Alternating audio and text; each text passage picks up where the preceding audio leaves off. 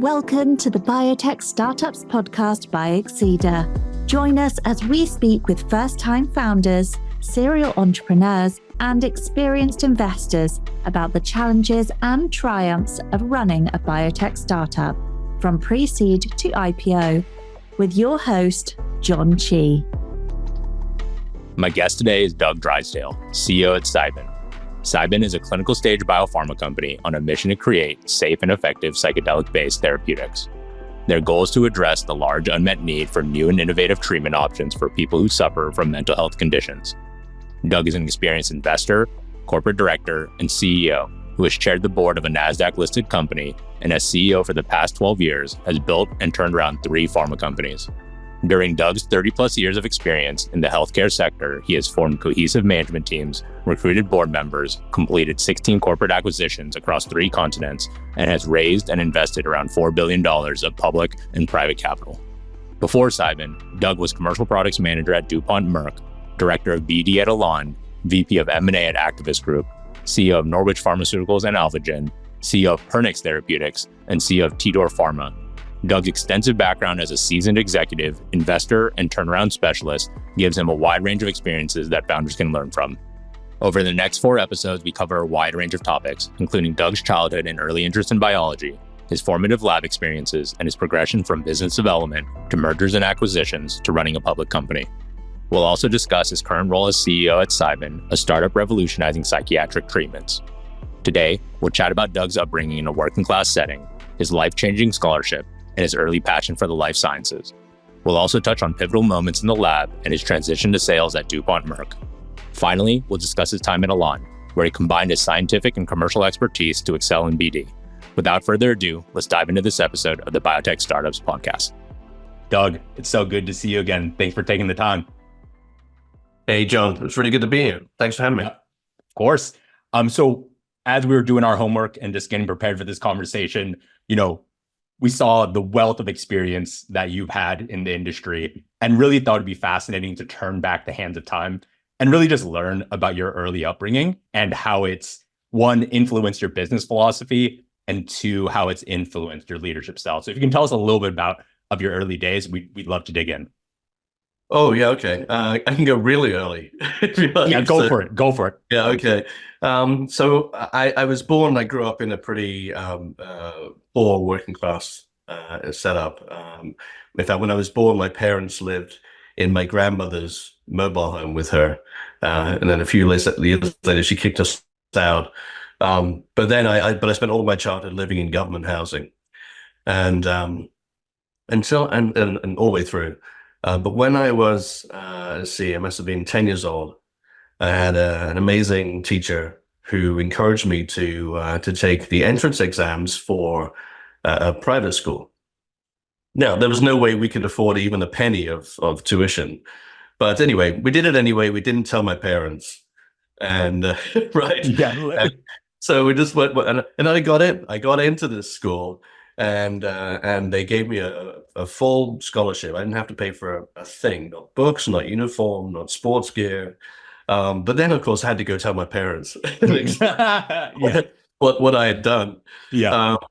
But that teacher, that event, totally changed my life. It gave me just a completely different perspective on the world. So in the little bubble that I was growing up in, pretty much everyone around us were, including my parents, doing manual jobs. That nobody knew anything about the stock market. There were no executives. There's no corporate business people. If you made it as a plumber or an electrician or a tradesman, you were doing really well, right? When I went after spending some time at this private school, it was clear from the people that went there and their backgrounds that they had no such ceiling on their perspective at all. They were all aspiring to be doctors or lawyers or jet pilots or going to the military.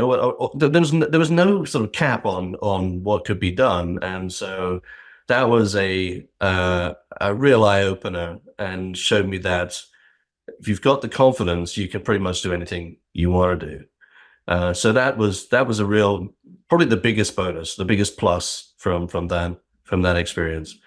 I think the other thing is that I then lived in this very strange world where I was going home to kind of the projects basically, and then going to school with all these kids that were driving their dad's Porsche to school on a Saturday morning, right? Yeah. And so I had to live in these two worlds, and for a while it was a bit odd and kind of uncomfortable. But after a while, I realized that it actually was a real strength, a really good lesson. That enabled me to connect with people from all walks of life. It didn't really matter because I've lived in both of those worlds. So, so I guess you could say that that teacher really changed my life. That's amazing. And as I kind of, every time I have these conversations, as we are recollecting your, our guest journeys and yours right now, I always think about kind of moments in time in my journey where there's like a teacher, lots of teachers and educators who really move the needle and really bet on you early. And I couldn't see it coming. And I love that story. And during that time, was that in pretty much like grade school? Like you were probably in your early adolescence when this teacher. I was 10 years old. Yeah. Oh, wow. Okay. And so now you're in this, you're in this new world. You're seeing the kind of the full spectrum of experience. During that private school experience, is that when you started to find your spark for science, or was that something that kind of coalesced over time as you were going through your studies? Yeah, I think I always had an interest in science and particularly biology. It's something I was always good at in school, and you tend to gravitate towards the things that you're good at and you like. And then as I could spend some other pathways in my life were partly about wanting to follow the science and partly about necessity. I think that's just the way things go sometimes. But I've always been attracted to science and technical things, and was never particularly creative or artistic. So my options totally. Yeah, and I feel the same way. I think for me, the journey, I learned quite quickly I wasn't good at math. So I was more of like a visual learner. And the second I got like the biology textbooks, and there's like here's a cell, and then you can kind of like start double clicking and going deeper, I was like, oh, instead of this uphill battle, or like I'm so bad at this. And I was like, oh, it finally clicks in my mind, and this is starting to work for me. And so you're now you figured that you're starting to gravitate to STEM. And as you're progressing, now you're getting closer to university age. Kind of what were your considerations as you were, starting to consider, kind of higher level education, and what you wanted to focus on? Yeah, I definitely wanted to be in science. I wanted to work in a lab, or at one point I think I wanted to be in CSI and go and looking at crime scenes. Yeah. So those were things sort of top of mind. But when it came to that time, though. Again, this is one of those moments where necessity kind of was the driver. And I guess I was 17 and coming up to my last year of high school, and my parents had another baby. Now I already had 3 sisters at that point, and we lived in a 3-bedroom house. And so I was like, where is this baby going to go? Yeah. What are you going to do with this baby? So, and also my relationship with my dad was not great at that time. So I ended up leaving home, but that meant I needed a job and a car and those things. And so I went to work in a lab. I worked in a hospital lab, a pathology lab. Wow. And that was great hands-on experience. I was, working in biochemistry for a while, and I did hematology and then histology and back to biochemistry. And, it was really fantastic, and I really enjoyed it. All the technical stuff. I enjoyed the kind of the teamwork. I enjoyed some of the urgency, like when someone comes in from the ER and they need cross matching, so they could get blood given to them. All of that kind of drama, and taking this job, they paid for me to continue my education. So I studied and. Got what I think you would call it here in the US is probably an associate's degree in medical laboratory sciences. So it helped my job, but it also was a stepping stone to undergrad, to bachelor's. One thing I didn't like about the lab situation was this is working for the NHS, National Health Service. Yeah. in the UK. So it's a government job. Yep. And, I think I was being paid $3,300 a year Oh, at oh, that point, jeez. right? Yeah. And I could see my salary for the next 25 years because it was all government grades. It didn't matter. It wasn't meritocracy that you were getting what you were getting. Yeah. Yeah. And that motivated me to go to college for sure. Yeah. Absolutely. Be able to see how little I can make in the future. Yeah. Yeah. It's like, I appreciate the clarity, but also this doesn't seem to be enough. Like this doesn't seem to be enough. It was a big motivator in the wrong way. Yeah. Yeah. Yeah. And so during your studies, the equivalent of an associate's degree, were you working throughout at the NHS and then simultaneously doing your studies? Yeah, exactly. So working during the day, going to college in the evenings and weekends. I worked in the bar in the other evenings as well to make some money. It was just a time with no downtime. Yeah. But I was in as my late teens, early 20s. You didn't really care. Right? Yeah. And I love hearing these stories too, because I think like the grit and the hustle that is like required to do that is something that just like is incredibly formative in terms of, professional development and personal development. And I think, this is like, it's a baptism of fire, and you're in a real lab too, which I think is, for me, I kind of stumbled into my wet lab and I got lucky, but you got like, you got in at like a very real where the stakes are high, and you're seeing ER stuff. Whereas for us, at least for me, I kind of got lucky. My friend just happened to kind of be like, hey, you should check out wet lab research. And it was like a very different experience. And so as you were starting to cut your teeth in wet lab work, what was your consideration to continue your studies? Did you know what was next after, this NHS lab? Well, not really. I needed to get a degree in order to kind of move up to the next level and move into the private sector in some way, or maybe further up in academia. I didn't really know, but I knew I couldn't stay in that government job. Yeah, and so I went to university because I kind of narrowed my options at that point, and so I was definitely in biology at that. There was no real going off of that course. But the most fascinating, most interesting part of biology back then, and probably still now, is molecular biology. It was just so fast growing. There was so much we didn't know. The Human Genome Project was underway, right? We were mapping the genome for the first time. The polymerase chain reaction had just been created back then. So we were just starting to be able to replicate DNA in a lab. And to be on the cutting edge was really fascinating, because I'd go to lectures and some new paper would come out and they'd have to change everything that we talked about the week before. It was that fast moving. Yes, I ended up studying molecular biology, which is I still think it's really cool stuff. Absolutely. And so I know you're at East Anglia, and while you're studying molecular biology, and so it sounds like did you transition out of that government lab and now you're full-time study? Yeah, exactly. Awesome. And while you're doing your full-time study, did you continue to do wet lab research, or was it more kind of in textbook-based kind of, lecture series? Oh, no, there was a lot of lab work. I had crazy scheduling, and my kids are in college, and I look at their schedule, and it's a joke. I think I had 37 hours of scheduled classes, and then on top of that we had labs that would run in evenings and weekends. So lots of lab time, lots of study time. It was intense.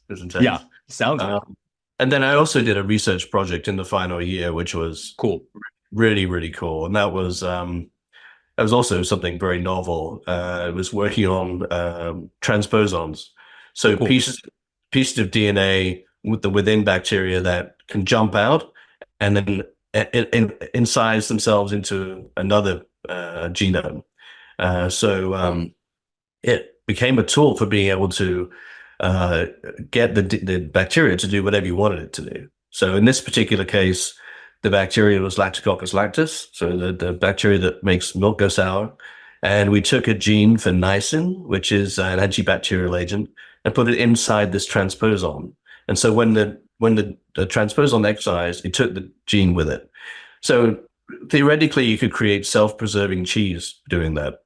So, interesting. Anyway, that's my claim to fame. That's my claim to fame. Yeah. Very cool. Very cool though. Yeah. But that's like, I love that. Like, this early exposure is really cool. And I kind of, when I look back on my experience, I kind of was kind of more of like a late bloomer and kind of had these late experiences. And I'm just jealous of having this so much hands-on experience early days.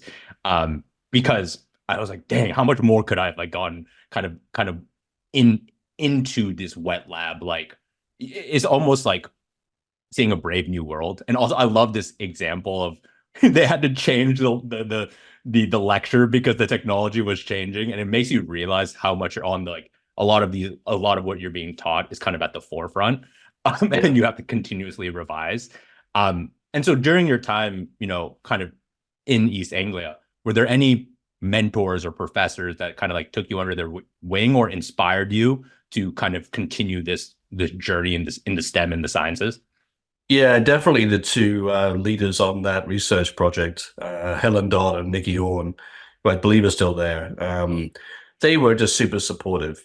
I didn't know what I was doing. I was an undergrad student, and they were really supportive. We ended up using new technology, pulse field gel electrophoresis, which now is quite common, to elucidate this transposon. The work got published, so that's pretty cool. As well. So they were great mentors. They also showed me that my presentation skills sucked. Yeah, you need that too. Yeah. So I did all this work, and it was by any measure a really successful research project. And then most of the grade though on it was the presentation of the work. And so I did my practice run through with them, and their faces at the end were just, what's that? It was just so bad and so I could just see the disappointment in their faces. Yeah. So they made me go back and do it again. And sometimes that's what you really need. It's just like you need to like have that reaction. You're like, oh, okay, I'm gonna like try and revise this so I don't get that next time. I just fell flat on my face. It was awful. It was terrible. And so you've kind of wrapped up this like kind of like cornerstone, this cornerstone research for you, and ended up getting it published. Did that at any point in time, did that kind of make you consider staying in academia, or did you know that academia is not in it for you? Yeah, that's a great question. Another instance where life kind of takes its turn. So I had applied for 2 different PhDs. I was really into this stuff at that point. Like, molecular biology, there's so much that I could have studied and got involved in that was leading edge. So applied for 2 PhDs. But then in my final year, unfortunately, my mom passed away. She had lung cancer. And it just was kind of an awakening.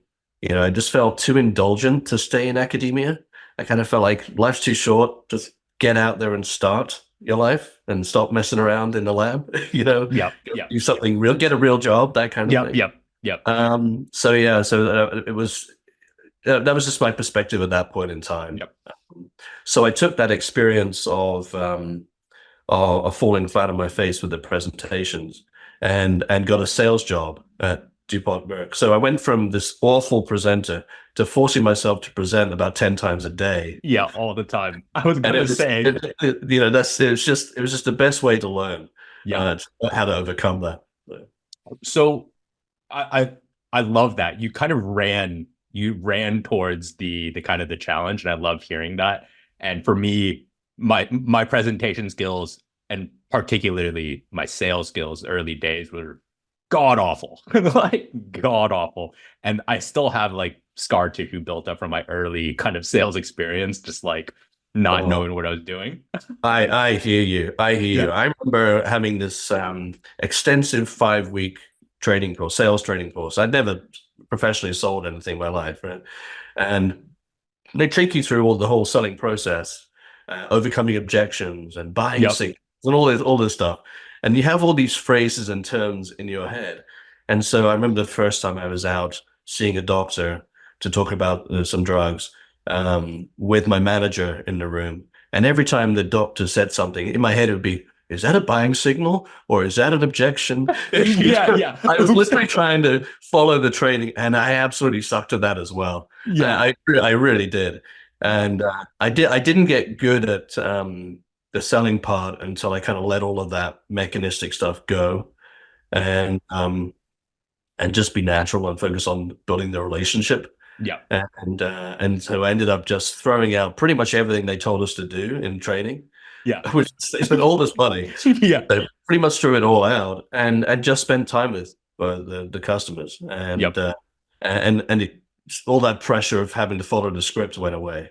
But it's pretty ugly to start with. So. Yeah, I remember reading books on like this beginner sales books, like what is sales? Like went to like a Barnes and Noble and just getting like I don't know, one of the books was like, you need to ask 20 questions. And I was like, okay, 20 questions. Like in my head, I was like going in my first meetings, okay, that's 1, that's 2, that's 3. And the person must have been just like, what are you doing? Like, am I getting interrogated here? Like this is, and so I have a very similar style of sales in that it's kind of like, I kind of leaned into that same kind of relationship building versus, and there's like styles to it all, and kind of like what your personal kind of, philosophy is to it. So I totally understand that. And just to go back a little bit, how did this opportunity at DuPont Merck come about? Like, how did you land this first gig? So again, I was in this phase where I just got through this shock with my mother, and just wanted to do something. And a good friend of mine at the university had just gotten a job as a sales rep in a pharma company. I thought, okay, well, that'll do. That's okay. That they're going to pay me nicely, and they're going to give me a free car. And so, all right, I'll try that. Yeah. I'm still in the pharma industry after that. So that was my decision making. It was not strategic at all. Yeah, and I love that, because sometimes it's just serendipity. You're just like, hey, like a colleague's doing this. That looks good, decent enough. Like, why not?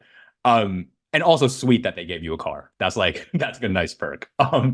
And so you go from university academia into massive organization, and into also sales, which is a brand new muscle for you. What was it like navigating a really big organization like that as well? Yeah, I'd say I was very lucky there too. And this was pure serendipity, in that this organization, DuPont Merck, was a joint venture between DuPont, 100,000 employees, Merck, 100,000 employees, two massive organizations. But the joint venture was this little startup. So it had all the resources of these two massive conglomerates, but we were this small kind of autonomous unit that was pretty entrepreneurial and flexible. So I fell right into that, and then again, pure luck that it ended up being there, and got to know some great people, got to meet some incredible marketers, some people that I'm still friends with today, that were very inspirational. But it was just incredible to be in this, and I've been through a number of startups since then, but none with the level of resources. Pretty much unlimited resources. Yeah. Pretty cool. Absolutely. I can imagine. And that's like, I love that that's like your first kind of experience, because it's nice kind of like gliding in. It's kind of like you have the ability to have like the resource behind you, and you can kind of like, experiment without it being the stakes being incredibly high, where it's like it's not life or death for DuPont Merck. So you kind of have the ability to figure it out on the fly. And as you are, starting to work this, this sales muscle, can you talk a little bit about, maybe some memorable challenges or triumphs while you're in that role? Yeah, I mean, it was quite awful for a while. Yes, I really was not very good at it. Yeah, and but I thought I wasn't very good at it, but they apparently did think I was good at it, because I kept getting promoted and moved around and things. Yeah. And so, I ended up moving up to the north of England, and working in a couple of different cities then. And I mean, when you're wearing a fancy suit and carrying a briefcase and having to walk up the steps of a project like apartment building, because the doctor's office is one of the apartments in the building, the elevators don't work, and there's all kinds of stuff on the stairs that smells pretty bad. Yeah. I'll tell you what that is. Yeah. Yeah, that school sort of like my bipolar experience came crashing back. Yeah, totally. You know, I'm like waving my briefcase. Hey, I've got drug samples here, and in my car too. There were drug samples. It's just some really interesting experiences. But then we ended up finding ourselves in a kind of a strange place where we had a drug approved, and it was the same as another drug that was being sold by AstraZeneca. So same molecule, two different brands. Now we're this little startup, so we may have had the resources of DuPont and Merck, and we were able to,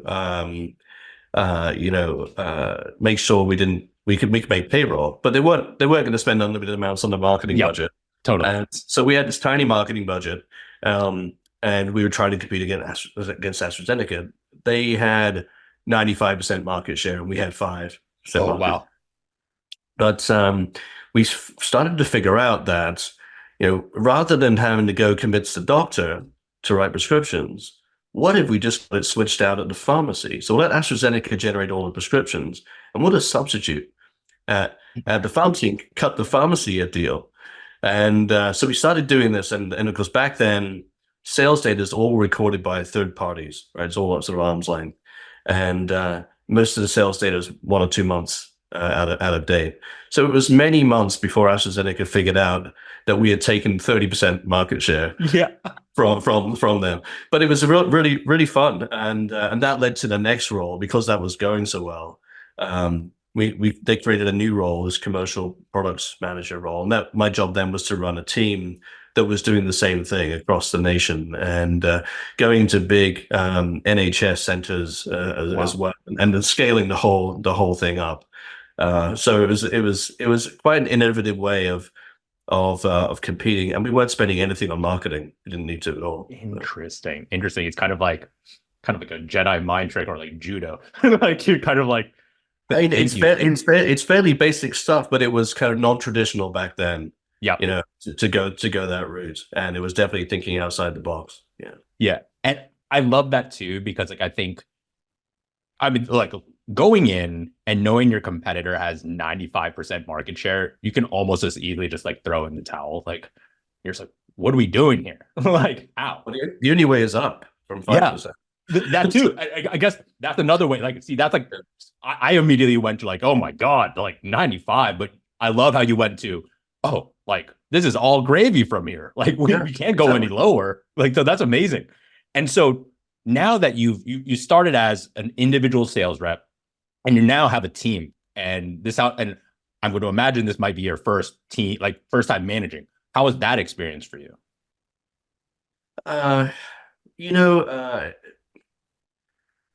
We were a pretty spread out team, working remotely. Back in the days when, I think we just about had cell phones at that point. There was definitely no internet. Yep. And these are all folks that are used to working by themselves day to day. And we had a bit of we didn't really have this sort of formal. It was less of a formal reporting structure. The way I saw it, it was more, hey, we're all working together. Yep. So I didn't really see it as sort of a hub and spoke boss and team. It was more okay. All right, this is new ground. We're trying to figure out how to do this. Nobody knows what we're doing here, because we are doing it for the first time.